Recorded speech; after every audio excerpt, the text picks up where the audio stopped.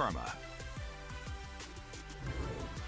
Coming up on NBA Today, the very latest on Ben Simmons' playing status, what that means for the Brooklyn Nets with only 1 week left in the regular season. Plus, when did it all go wrong for the Lakers? We get into their historically disappointing season and where it all started. And we have the potential DPOY and Rookie of the Year joining the show, Marcus Smart and Scotty Barnes. Don't miss it. NBA Today starts right now. Welcome to NBA Today, presented by Credit Karma. I'm Malika Andrews, joined by two-time WNBA All-Star Shanae Ogumike, NBA champion Richard Jefferson, and senior writer Ramona Shelburne. I want to peel back the curtain just a little bit, all right? Before the show, we all sit in the newsroom and we plan what we're going to talk about. And producer Jaron talks to Ramona, Demetrius works with Shanae. We try all morning unsuccessfully to get Richard Jefferson on the phone. And all morning, we're planning, we had this big, beautiful layout to talk about the Lakers to start the show. And it takes a lot to move the Lakers down, but today it happened, and that's because of Ben Simmons. And here's why. It's been 288 days since this happened. Ben Simmons passed up on a wide-open dunk, and the Sixers eventually lost to the Hawks in Game 7 of the Eastern Conference semifinals. It was the last time Simmons played in an NBA game. 10 months later, Simmons is a Net, and it seems like his debut gets farther and farther away. So here's head coach Steve Nash earlier today. Do you think he'll miss the play-in game? Ben? Yeah. Yeah, I would say likely now. He hasn't even, he's not running. So yeah, I don't see him. I would be shocked. But I think in this situation, you know, we got to put his health and safety first and make sure that we're certain he's ready to play and contribute. And the other part is he hasn't played basketball. So, you know, what kind of Ben do you get? He hasn't been in an NBA game for, 9-10 months. We know what he brings to the floor, and my main concern is just getting his back healthy so he have a good rest of his career, you know what I'm saying? So hopefully he's out there soon.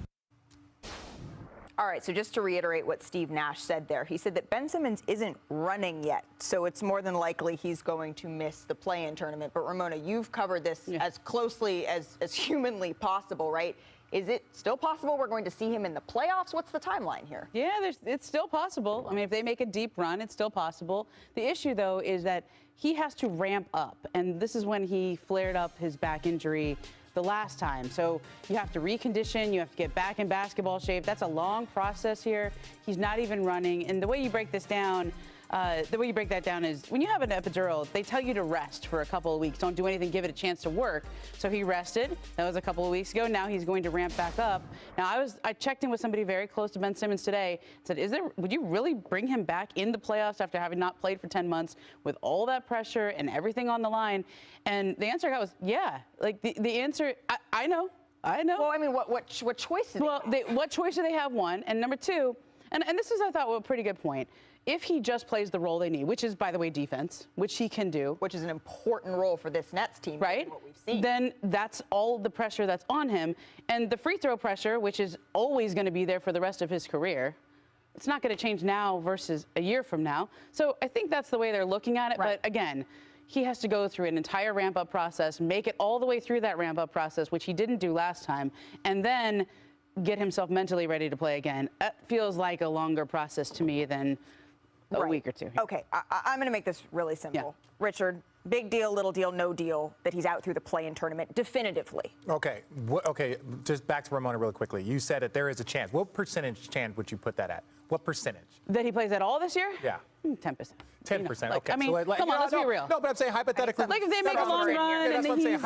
Hypothetically, we've talked about this since. And by the way, that's my opinion, not somebody's on the but I'm just saying hypothetically, given the information, you're well connected. So when I look at this, is it a big deal? Is it a little deal? We are in professional sports.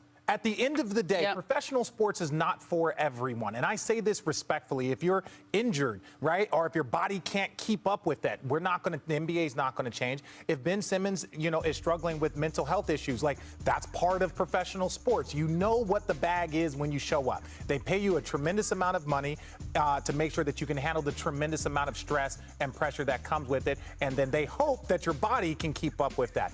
Do I think it's a big deal? I think that, one, it's his mental health. That was something that needed to be addressed. And two, it was his physical health that's now needing to be addressed. But at the end of the day, like free throws, whatever. He's got to get himself back on the court, whether it's now or this summer. Right. All right. So where Ben Simmons will definitely help, right, is on the defensive side, which is a Next season. huge. Which I think was always the plan, by the way, but go ahead. Right, but it's the clear need. After dropping a career-high 55 on Saturday night, Kevin Durant addressed their defensive woes. You know, it's the detailed stuff we got to just lock in on and do better. You know, shots are going to fall, you know, it's a make or miss league, but, you know, we be having guys bottled up, great defense, and we end up fouling right at the end. And, you know, that's if we want to continue to if we want to grow and be a better team, then that type of stuff can't happen. Just bad basketball. You know, to give them points like that, you know, after playing good defense and then boom, we reach. Like, we just got to be better in that area.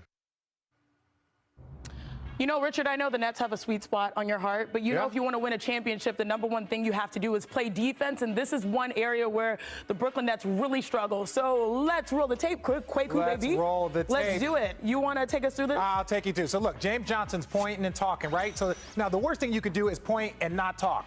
This is what they're doing. This is the Detroit Pistons, one of the worst offensive teams in the entire league. They're not horrible these days. They're one of the yes. worst offensive teams in the league. Now, again, pointing, switching, and talking. You saw a simple mess up right there. Simple exchange. Now here, you got Seth Curry guarding Giannis. That's not good. And no help defense. And no help defense. One, Seth needs to give him space, and then you need to come over and be able to help, but that has to be communicated. Now, again, Drummond, watch this Look closeout. at this. You can't leave the shooter who, mind you, look, top 10 and 3 points made, and I think he's number 2 in points overall. And look, I wish we could rewind this because it was like, is anyone going to run out? Is anyone going to run out? This is the thing. We know that this team has the amount of talent that any team would dream of, but they are not a cohesive unit. Is there time for them to kind of get better now that Kyrie's playing full time? Yes, that's the one thing that would give you optimism, but ultimately their defense is far. Defense is where Ben Simmons would help, but we all know the likelihood of that is not high. The reality is the Brooklyn Nets, they have the 20th worst defense and they're 21st at fouls. And let's talk about that game versus the Hawks. The Hawks had 49 free throws. So if you can't play defense, then you have to be able to get the rebound and force shots without fouling. Yeah. 30 foul difference.